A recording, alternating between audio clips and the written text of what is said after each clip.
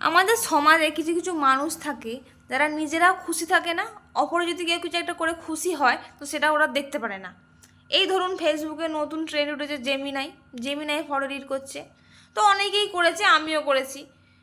তো কিছু কিছু মানুষ এসে ফেসবুকে বলছে বাবা আবার নতুন ঢং শুরু হয়েছে, টাইম লাইন খোলা যাচ্ছে না, এই সব জেন জেনারেশন এইসব করছে হ্যান ত্যান। কেন? আমরা যদি এটা করে খুশিতে থাকি তোদের কিসের প্রবলেম? আর অতই যখন প্রবলেম দেখতে হলে ফেসবুক খুলবি না? ফেসবুকে নতুন নতুন জিনিস উঠবে, তোরা দেখতে পারিস না? তো তোদের ওই রকম মাইন্ডসেট, ডিপ্রেশনে থাকবি সব সময়, তো খোলার দরকার নেই।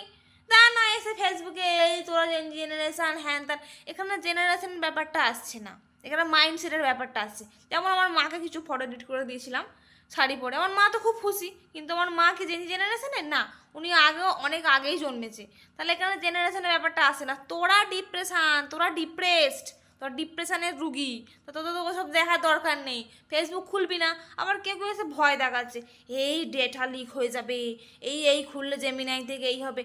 তো তোর ডেটা সব জায়গা থেকে লিক হচ্ছে, ফেসবুক থেকেও লিক হচ্ছে, ইনস্টাগ্রাম থেকে লিক হচ্ছে, হোয়াটসঅ্যাপ থেকে লিক হচ্ছে, সব থেকেই লিক হচ্ছে। তাহলে কিছু করবি না, ফোন চালানোর দরকার নেই, কিচ্ছু করবি না। মানুষ অন্তত ভয় দেখাস না। আর কেউ যদি একটা সামান্য ফটো এডিট করে খুশিতে থাকে, তাকে থাকতে দে না ভাই, তোরাও থাক। অত লোকের কাছে বলার কি দরকার? অতই যখন ভালো বোরিং পার্সন, তোরা টিভি দেখ, ক্রাইম পেট্রোল দেখ, সাধারণ ইন্ডিয়া দেখ, ফেসবুক খোলার দরকার নেই।